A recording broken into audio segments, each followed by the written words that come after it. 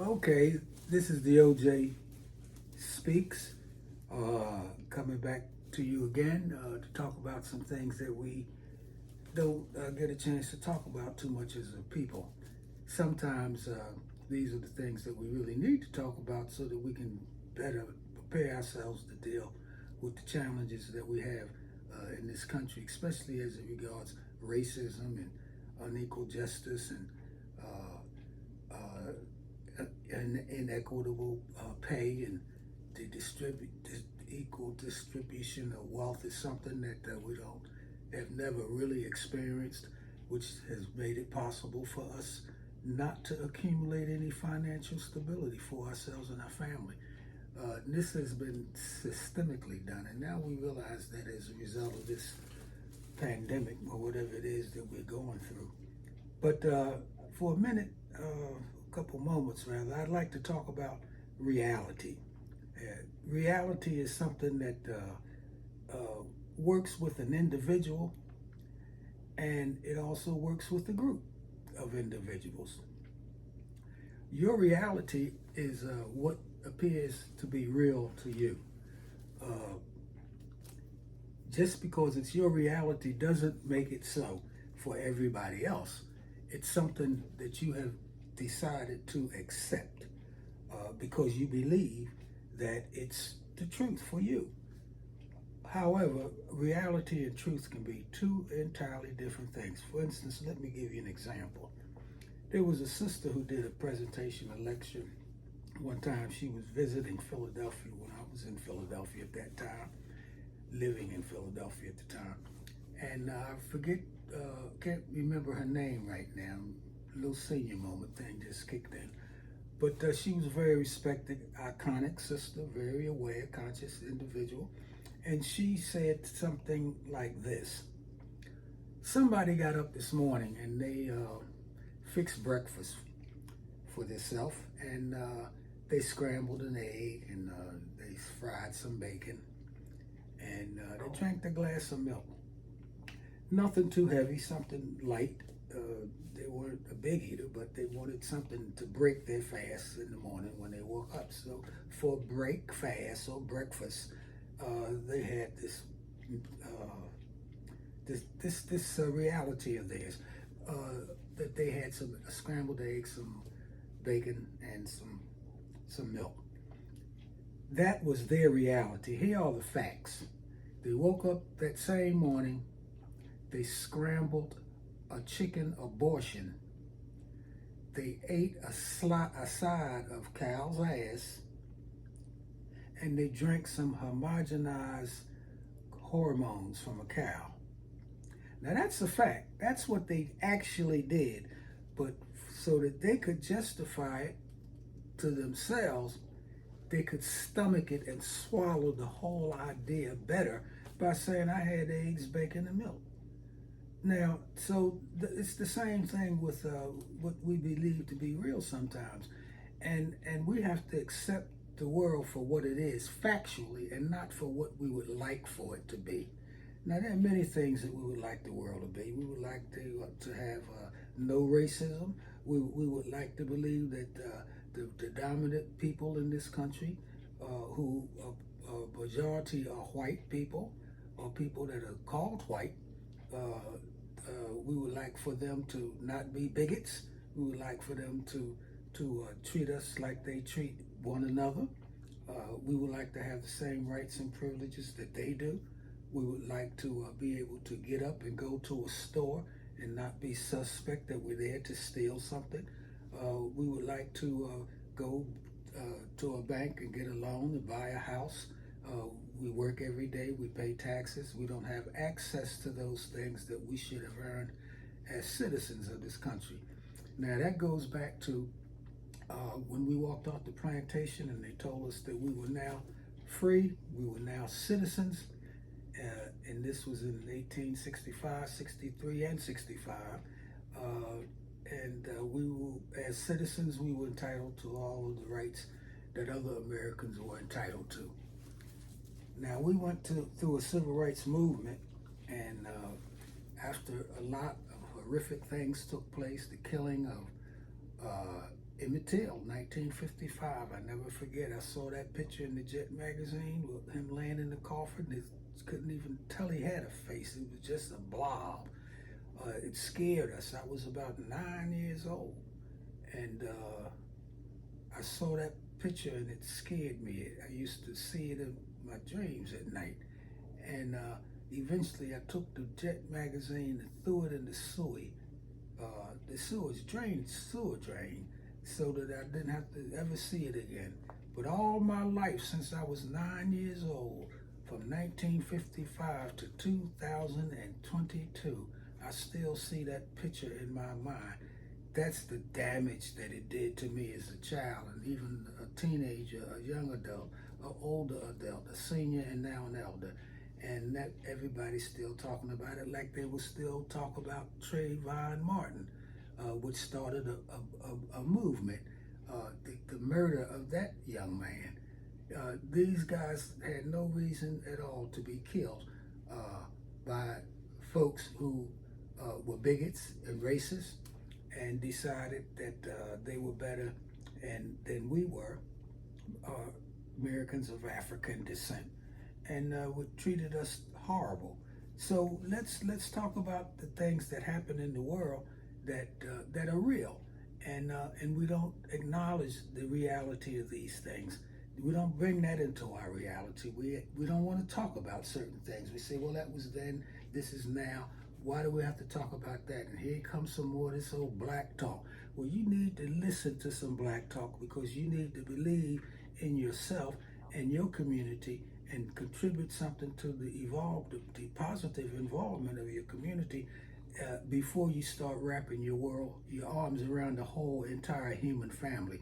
Because when you do that and you can't wrap your arms around yourself, you're not respected by those individuals who you are wrapping your arms around. They cannot understand you loving them, caring about their situation more than you do your own. Now, I feel sorry for what's going on in Ukraine today, but that's not my problem. I'm impacted by it because I have inflation that I have to deal with as a result of it. I have higher gasoline prices now that I have to deal with. There are a lot of things that's going to get even worse as a result of it. Hopefully not a war.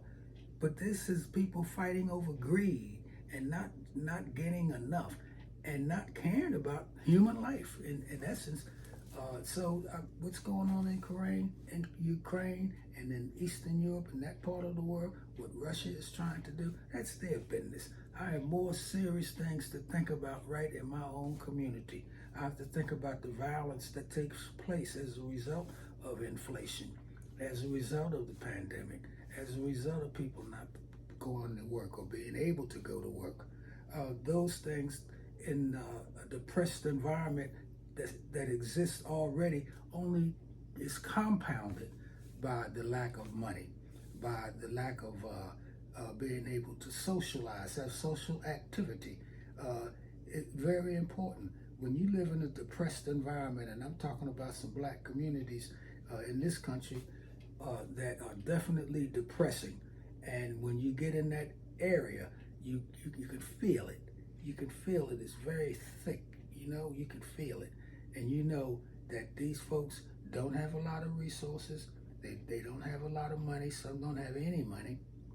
To walk around and not have any money in your pocket. I'm talking about not even some change, not even a penny.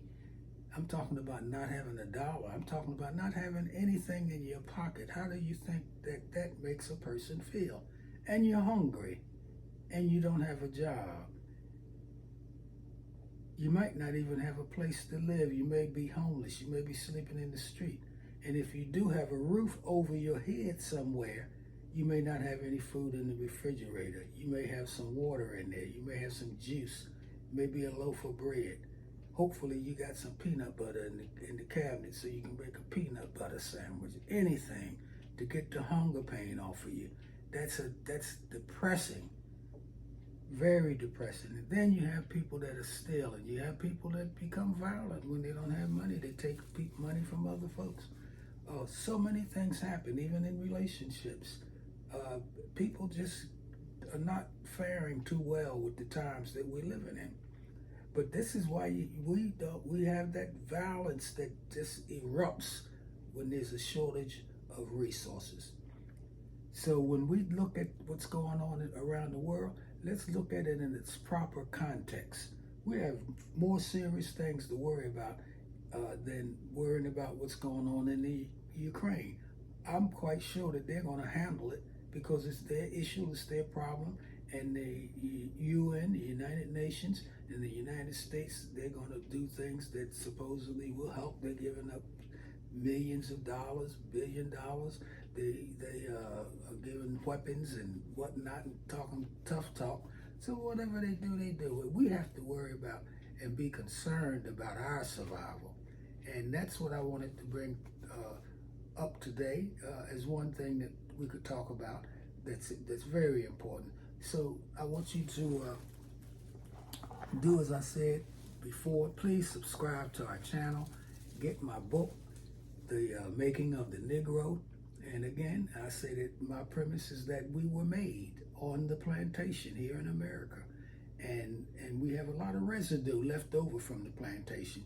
And in addition to post-traumatic slave syndrome disorder, we have some mental issues. We have some things that we need to address ourselves. We need to know what impact did the transatlantic slave trade and the plantation life, what did it do to us? How has it affected us? And what did we carry over to the present day?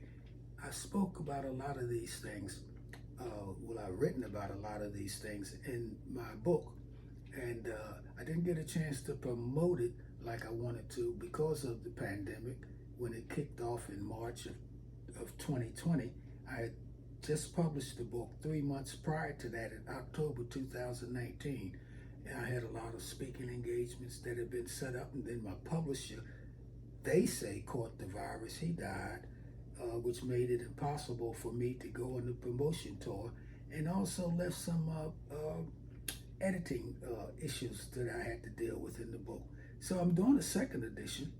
Hopefully that second edition will be out sometime this summer, and it's entitled The Unmaking of the Negro. Now we were made, and now we need to be unmade. We need to unmake ourselves and go back to our original selves and realize that we have something in common. When we walked off that plantation, we should have understood that we needed to stick together, be united. But we were an emotional wreck. We were dysfunctional as hell. We couldn't read or write. Very few could do that. And we were looking for our family our family members that had been sold to other plantation owners. And everyone took off looking for families, and some of us have not found them today. Now, when the dominant society, I'm referring to white people in this country, white Americans, they never think about the fact that we didn't know who we were when we got here. We knew who we were when we arrived here, but after we had been here for a while, that second generation didn't know anything. They didn't know anything about Africa. They had been told all kinds of lies about Africa. They had been told lies about themselves. They were half human. They were half human. They eventually said that we were 3/5 of a human being. But so therefore we accepted what the situation had presented us. And systemically, we were fed that all of our lives, 24/7, 365. So even though we did 260 years of free labor, when we walked off of that plantation, we were very dysfunctional, and we didn't know what we were going to do. And some of us still don't know what to do. And some of us don't even want to think about it. And some of us don't want to get involved because we have been killed for getting involved. We have brothers and sisters in jail now doing life for things they didn't even commit. We have some that have done long terms, were killed in the streets. I mean, actually killed. All of the brothers and sisters that were in the Student Nonviolent Coordinating Committee with me, better known as far as the acronym is concerned, SNCC. And just about everybody that did anything of significant in the 60s had been involved in SNCC one way or the other. Members running offices around the country, trying to organize the black community, and we will be some of the best organizers that were ever produced in this country, because we would walk into a town and encourage the people to vote, register them to vote, register them to organize themselves for self-defense, not to just lay down and run from the Klan or the white power structure who were trying to kill you because you looked them in the eye. You drank from a water fountain that you weren't supposed to, or you tried to be smart with someone. You looked them in the eye as opposed to looking down on the ground, and all of that kind of nonsense. Anytime you have people that would do things like that to another human being, they're very wicked people, terrible people, and they're not some good ones on both sides. You got people that act like that, they're all bad. And Donald Trump said you had them good on both sides. No, that Donald Trump leaned to that side that was bad. He leaned to the bigoted people in this country. He started something that I don't know how long it'll take us to ever get out of it, if ever. And anyone that voted for him and witnessed that 4 years of him being in office that vote for him again, they need to be taken to task for it. So, it's saying that, I think I said enough, and the OG's going to sign out. Don't you forget to purchase The Making of the Negro. This book is only 140 pages, and it needs to be read twice. If you read it already, read it again, mark the book up, make some notes, come up with some questions for me, and also give a review on Amazon. The reviews are very important. If we don't support those writers amongst our people who are trying to tell our story, because we've never told our story completely, and we need to tell our own story and stop listening to his story. So read the book twice. I ask you very humbly to read it twice, because reading something one time, it affects you one way. Second time you read it, you remember things that you didn't remember reading the first time. It's been scientifically proven, and I'm going to close out on this note, that if you listen to a person speak for an hour later you will only remember 15 minutes of what they said. So with that being an actual fact, a scientific fact that research has proven to us, then don't be afraid or hold yourself back from reading something over again, because you read it with one mind. 2 weeks later, you may be reading it with another mind. If you read it a year later, you forget that you maybe have read the book. So understanding this type of technology, this type of scientific information, if we use it, we can benefit from a lot of things that we're not benefiting from. And remember this, if you think that you could learn and teach yourself or anybody else with those things that come into your arena by your touch, your taste, your smell, your hearing, your 5 senses cannot do it for you. If all you have to work with is your five senses, you're going to have some silly, stupid, idiotic opinions. And you can open your mouth and let everybody know that you don't know anything. So stay tuned, turn into my channel from time to time and see what kind of messages we have here for you.